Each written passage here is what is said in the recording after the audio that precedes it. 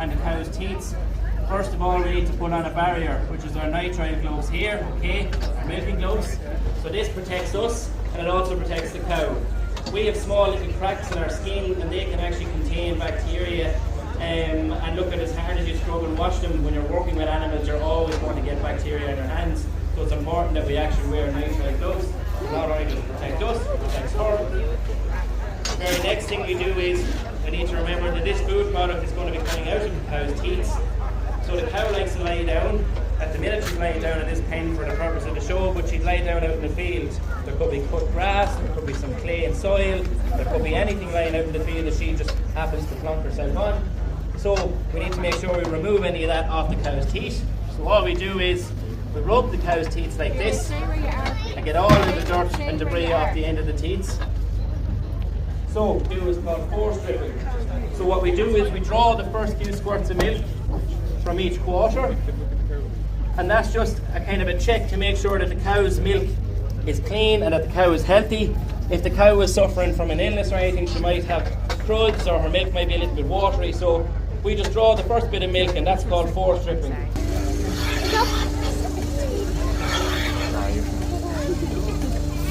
Can you see okay?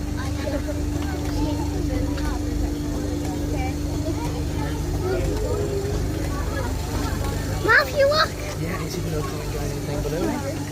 See the milk coming into your cup below, and then it's going into the machine.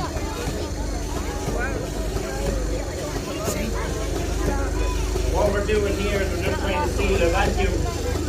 The vacuum needs to be at 40 kilopascals for a milking machine to operate correctly. So that's what we're doing here. There's just a little bit of a leak on the rubber gasket. We're just trying to seal that up. I think it's all okay now. We've got a little dial here, and it's around the 40 kilopascals here now. So our milking machine is functioning correctly. And as you can see, the cow is letting down milk. So look at the milking machine is very, very simple tool. It's been around for a long time now, but it operates on two principles: a hoover and a heart. Okay, there's a misconception there that we suck the milk from the cow, but that's not true. Yes, there is a suction element, but all that's doing is drawing the milk from this bowl up the pipe and into the jar. What's actually happening beyond that is the function of our heart. It's the contracting in and out. And we call that a pulsation. That pulsation comes from this little blue box here, and that just regulates the pressure in and out, in and out. And inside each of these metal cups is a little rubber liner.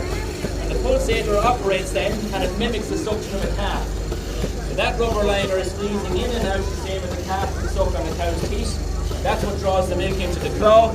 And then it's our hoover then, or our vacuum pump, that comes into play to bring the milk from that claw up into the jar here. For all of this to actually happen, our cow needs to be relaxed.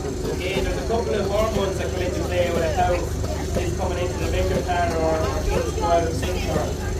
Two major hormones that affect the cow are oxytocin and adrenaline. Some of you may be familiar with them. If a cow is excited, adrenaline will go down to her milk veins here, her mammary glands, and it'll actually stop her from letting down milk. Okay? When a cow is relaxed, oxytocin is released down the milk vein and into the mammary glands, and she'll actually let down her milk. So it's very important that we kind of maintain a calm nature around the cow and that she's comfortable with us. Dairy cows by nature are quite timid. They're very easy to handle, they're very easy to work with. But if a cow was in any way startled or excited, that adrenaline would kick into play and she wouldn't actually let down her milk. Okay.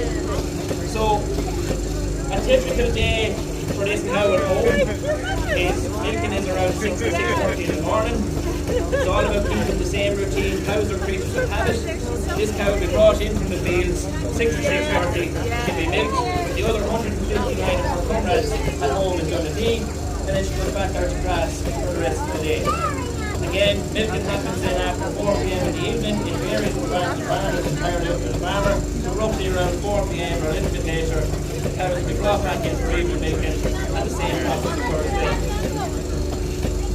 This cow comes from what we call a liquid milk herd. So here in Ireland, farmers have predominantly adopted a system called spring milk. And that means that we calve most of our cows in February and March to match our grass growth. So you know if you look out in the garden, there's very little grass grows over the winter.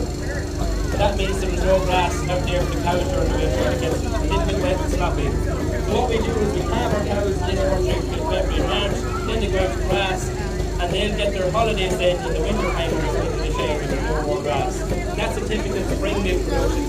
This cow comes from a liquid milk herd where they milk cows all year round. So this cow would have calved out in the autumn time, and she can get her holidays in about 4 to 6 weeks a week.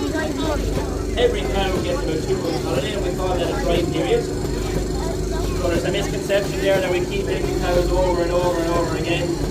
That's not what happens. The cow needs to recover after doing her annual year of work. And it's time to prepare to calve again. So we call that a dry period. They get 2 months to lie up, eat as much food as possible, and relax.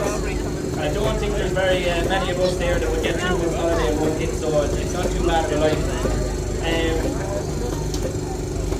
Going back to our liquid milk, that's one of the things with our open farm this year. We tried to showcase the work and effort that goes into our liquid milk producers. They don't turn off the milking machine any day of the year. It's on 365 days of the year. They're there to make sure that there's milk Christmas morning for the teas, the coffees, or anything else that you like to make for Christmas Day. Your traditional spring milk production, a lot of that milk goes into producing the likes of your powders, your cheeses, and any other byproducts that we get from milk. But this cow here is putting the milk on the Christmas table every year along with her comrades. Okay. So look at a little bit more about Irish dairy. You'll notice around us here we have dairy farm nutrient management, protecting the environment. That's a key player in that. That no storage spread commitment there. We're joined by the star of the show, Beverly. Beverly is there. So we're actually opening up Beverly's home farm this year as part of our open farm to see where her home or where she calls home. You can join us on June 14th and June the weekends from there, where the Dorans have kindly offered to open up their farm. A little bit more about Beverly. She's a pedigree registered cow, so what that means is the Dorans have put an awful lot of thought and care into breeding their animals, and they know all the genetics and the lineage of each cow, and no different than Beverly here. Beverly actually has 5 daughters in the herd, 2 of which are currently milking, 3 of which will for 7 seasons.